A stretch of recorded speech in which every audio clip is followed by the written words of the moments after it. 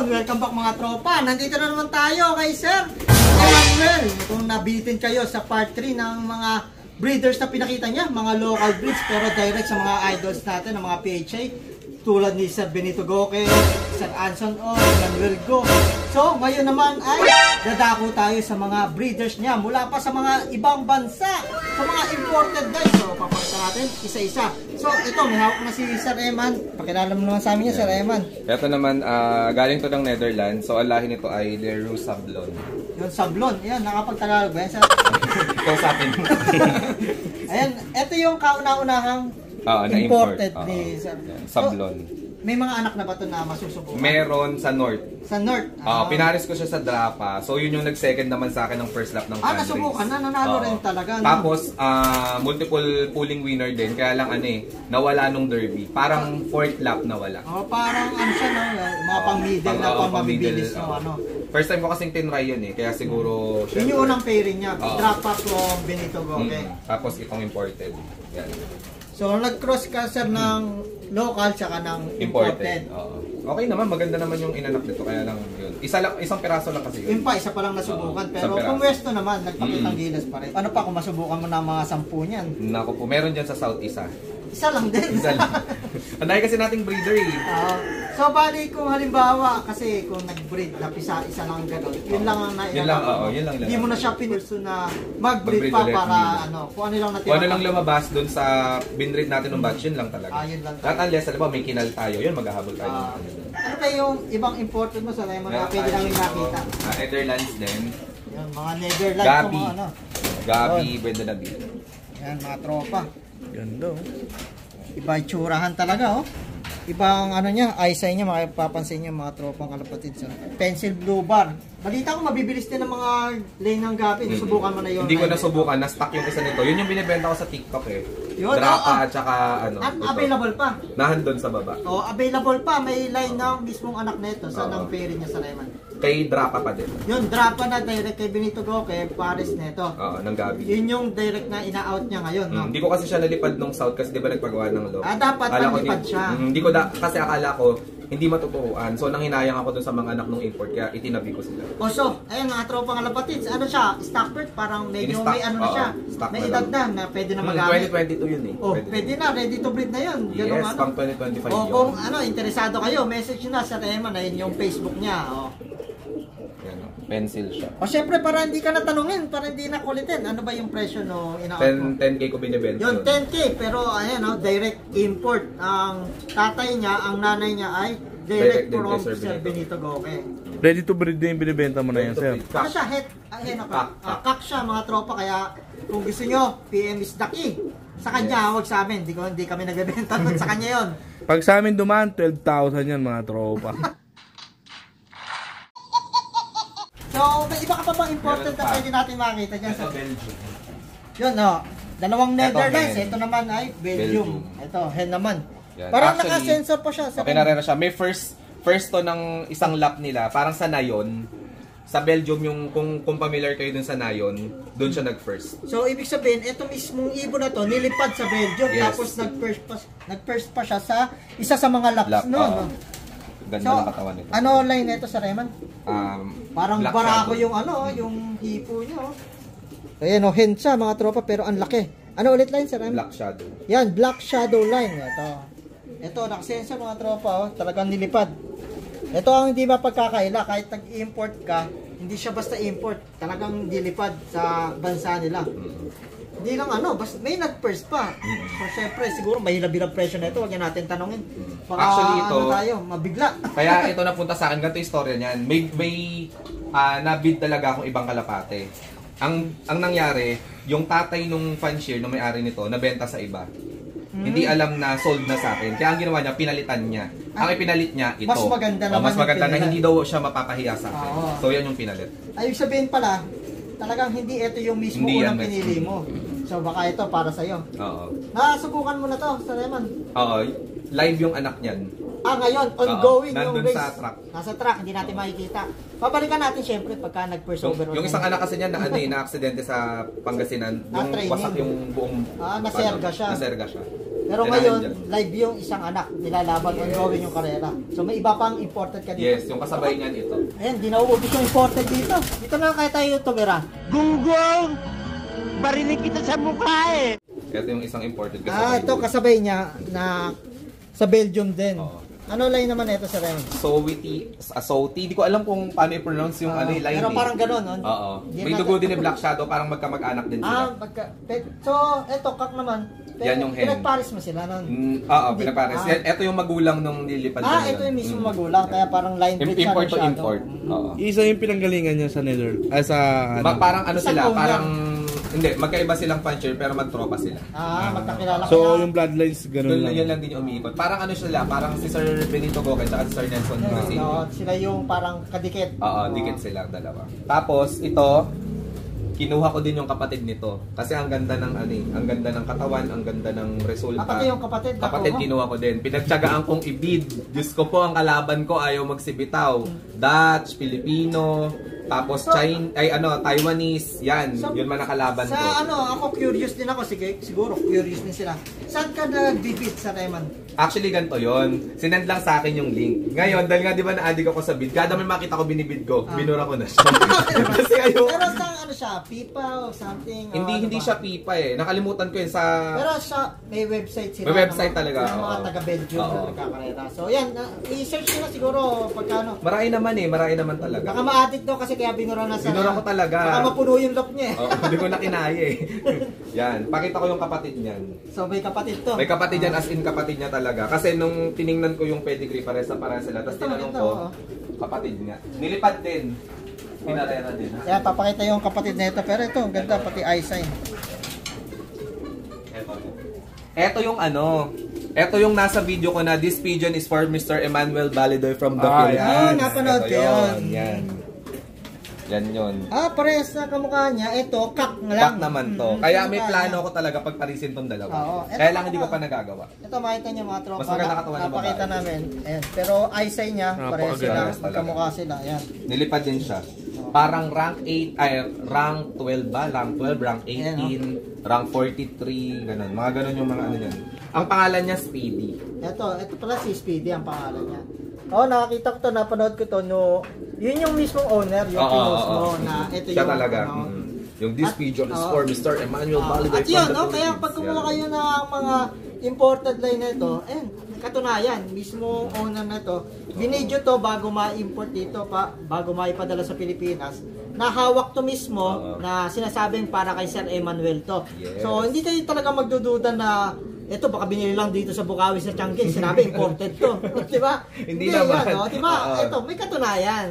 Hindi natin kayang gawin sa mga ano yan, Oo. kapwa natin ng ibon. Kasi kasabi ko nga, Diba, baka mamaya. kasi duman din ako dun eh. Duman din ako dun sa bumili ko name. Siyempre, once na nag-invest ako, umaasa din ako, di ba? Oo, Kahit tama. pa paano na, sabihin na natin na, sige, hindi tayo sigurado kung mananalo yung ibon. Pero yung authenticity, dapat yun ibigay natin. Oo, Kasi tama. sinabi natin, iyon eh. Siyempre, di natin malaman paano nila nakuha yung pera pambili sa'yo. Maraming tinipid para lang mabili yun, tapos bibigyan mo pa mali. Inipon ng inipon Oo, para diba? makabili. Tapos bibigyan mo ng bihag lang pala. Sasabihin mo, Oo. Benito Goke. Kaya nga. Naging white top lang, di ba? Oo, mas okay pa, wag ka nalang magbenta, hindi ka pa nanloko. Kasi ang kinakatakot ko pa dyan na isa, karmahin ako, di ba? Oo, tama. Ang ganda-ganda nung pigeon racing, tapos sasamahan mo ng ganun eh, di ba? Masisira yung career mo sa pigeon racing, masasayang yung mga ininvest mo. Ang karma talaga yung pinakamahirap kalabanin. Oo, totoo babalik yun. at babalik sa'yo kahit anong mangyari. Baka sana Kung hindi man mahirapan. ngayon, sabihin mo, nakalusot, nakabenta na ako ng marami. Okay lang yan, nakabenta na ako eh. Pero kahit baka mamaya, kahit hindi ka na nagkakalapate, babalik at babalik sa'yo yun. Siguro dahil kasi mahal ko din yung sport.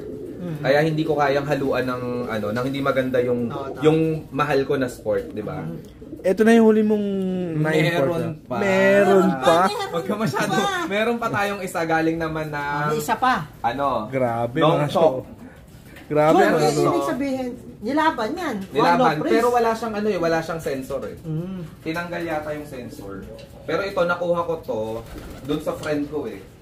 Ang hindi lang nito na clock ay last lap, yung 650 kilometers yata. So ito mga tropa, nilipad din yan.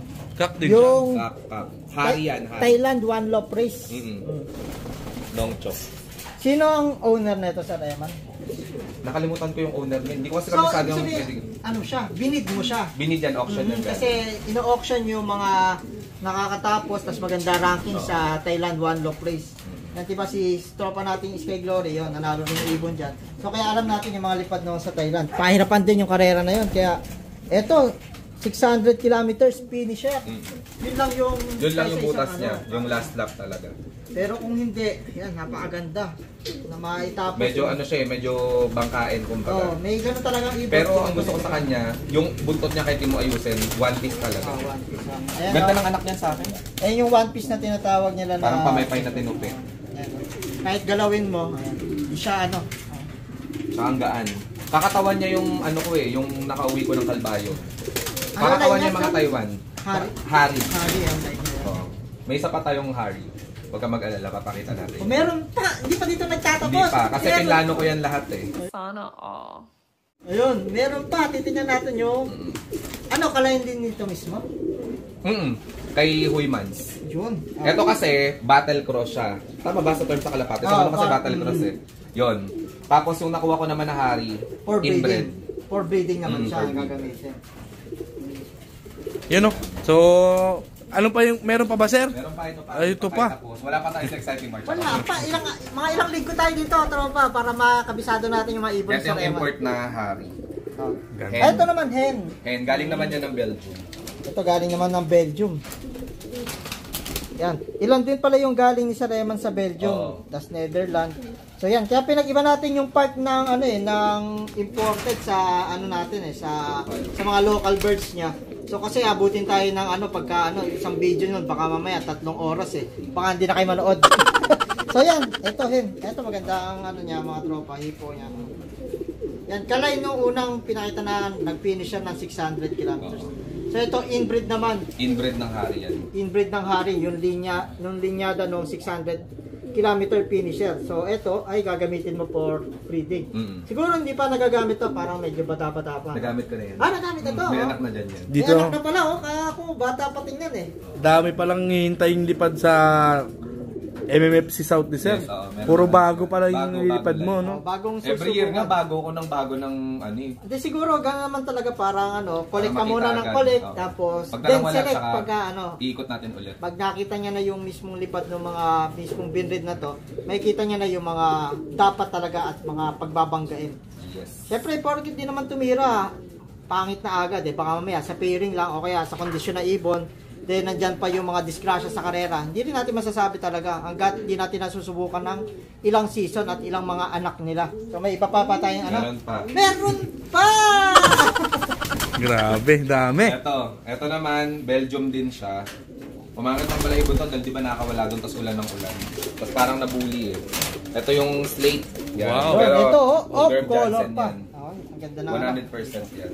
Ito 100% Jansen line. Yes. Karamihan sa Jansen talaga, slate. Parang mga ito yung mga pinagmulan Tayo, nung may Mga old Jansen Jansen kami, kahit dalawang blue bar, naglalabas sila Ah, minsan slate ng talaga. slate. Oh, slate. Wala nga lang ako lumabas pang ganyan. Saka yung Jansen na blue bar, yung parang puting-puti na sa pagka-blue bar talaga, yung malinis siya na, malinis talaga. And Ganda. 100% na. Hen din to, ano? Ang anak niyan sa akin, nilaban ko ng North, di ba? Kaya lang, tawag dito, madalas sila manalo sa pooling. Mabibilis talaga. Mabilis talaga. Pinakamabilis kong ibon dito. Pero Kaya- Jansen talaga, may Mabilis talaga mabilis Pagdating ng Isabela, wala Nawala. Pero nananalo na siya Nananalo ng talaga. pooling. Ano talaga ang Jansen yata, short to middle talaga. Pero Ang sinubukan ko Jansen. ito kung hanggang saan talaga aabot yung anak. Oh, maganda talaga matesting mo. Tapos yung anak naman yan ng South, nakapares kay Guago. Ganda katawan niya. Dati yung tawag sa mga ganyang kulay, mga tropa, kung naalala nyo, ubas. Ubas kung tawagin siya. Dati ito rin yung napagkakamalan na para dating tawag nila barless. Barless. Oh, oh. barless. Pero hindi siya barless mga tropa, slate siya. Yung talagang barless, yung talagang walang bar. Pero ito meron siya Yan sa Kaya nga mga, barless sa Pero mga- ito yung dating tawag sa mga kala nila barless. sa mga old fancier, alam nila yung sinuunang tawag dito, ubas. Tawagin namin yan, ubas. Ang ganda mga tropa. Malinaw pa ba? Ah. Ano pa nga ito abuhin pa yung kulay niya, may mas matingkad pang slate dyan na kulay. Yung mga kapatid niya na lalaki. matitingkad. Ito kasi babae. Parang abuhin pa siya. May kapatid pa na ako. Lalaki. Hindi na ako kumuha ng kapatid. Kala ko naman kapatid niyan Meron pa? Wala na. So yun mga mga tropang kalapatids, so dito natin tatapusin yung pagpapakilala sa mga imported mismo ni Sir Emmanuel. So dito nagtatapos kay Slaty. Ayan, ito. Ayan, ilan ba? Hindi ko na nabilang kung ilan yung imported na pinakita namin. Alam nyo na yan, kayo na magbilang mga tropa. So yun, maraming salamat sa pagpapakita ng mga ibon na i-share ni Sir Eman. So kung gusto nyo mag-acquire, huwag kayong mag-atubili na mag-message. Yan, pagka yung ibang imported sa imported na pang-out Sir Eman, para lang kayong nag-import nun. Pero island born lang kung tawagin. Dito lang siya binread pero talagang imported siya, di ba mga tropa? Nakamura pa kayo, hindi kayo mag-ship. Oo, kasi yung presyo ng ibon, hindi pa kasama yung shipment nun papunta dito.